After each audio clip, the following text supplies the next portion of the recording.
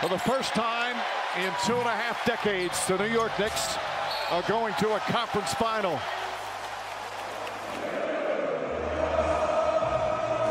Just soaking up this moment, and I can't wait for the next round. So many years. Indiana, we coming.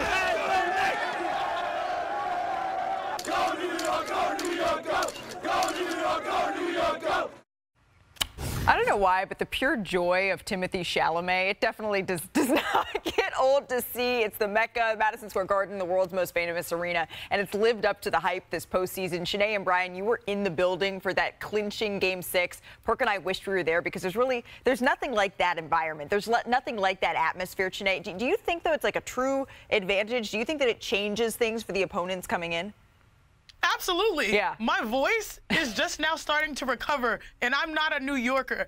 I was saying that I finally understand why you go to the airport and you see the T-shirts, I love New York. It's for moments like that. It's definitely going to be one of those situations where were you when the Knicks won in 6 in 2025 to advance to the Eastern Conference Finals? The energy was palpable. The basketball IQ of this fan base is through the roof, and they embody this squad, the city, the grit, the grind, the hustle. They're all really relatable. This is a place where dreams are made, and we're seeing it happen in real time. Jalen Brunson, Clutch Player of the Year.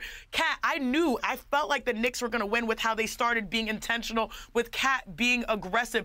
Josh Hart, Mr. Bleeding, his face, it doesn't matter, had a triple-double. Mikal Bridges making plays.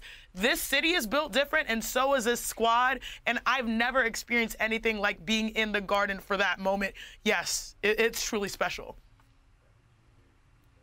Yeah, there was a remarkable alignment there, Malika, because it was a moment where the crowd has never been more involved in the game, and the Knicks had never played better. That was far and away their best performance of the year when the crowd wanted it and was giving the most. So those are special moments that you remember.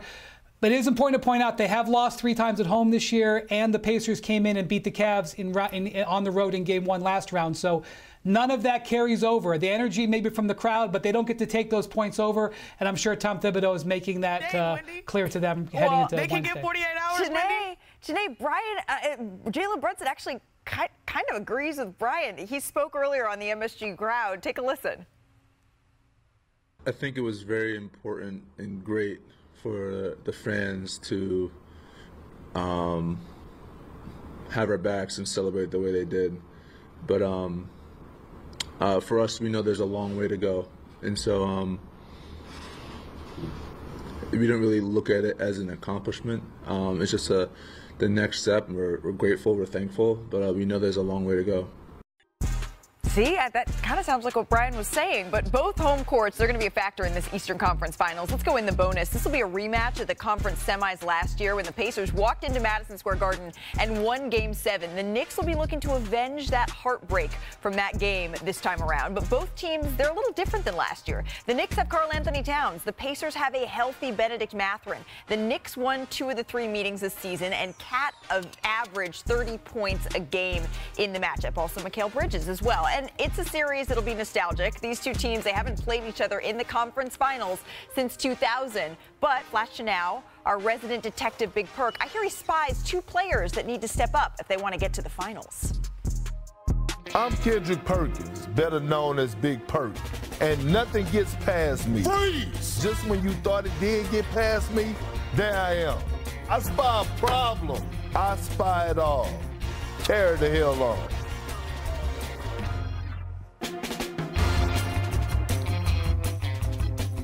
Looking forward to this series, and I know everybody is watching to see, is it going to be Tyrese Halliburton? Is it going to be Big Body Brunson? But I'm looking at the 2 bigs. That's what I'm looking at. That's what these 2 eyes are watching in this series. And I'm talking about Karl-Anthony Towns versus Miles Turner, damn it. We're talking about 2 of the most elite bigs in the game. When you look at Karl-Anthony Towns, when he's locked in and focused, one could argue, outside of Jokic, he's the most skilled big in the game. Miles Turner has been the unsung hero this entire postseason for the Pacers. That feathery touch around the basket, being able to stretch the floor and knock down shots. He's leading the entire postseason in blocks. This is mano y mano right here. Those two are going to be guarding one another. It's going to be interesting to see how Karl Anthony Towns come into this playoff series, and is he going to impose his will on Miles Turner in that low paint area? Both really good shooting bigs to keep an eye on. Now to the team that the Knicks knocked out after Game 6.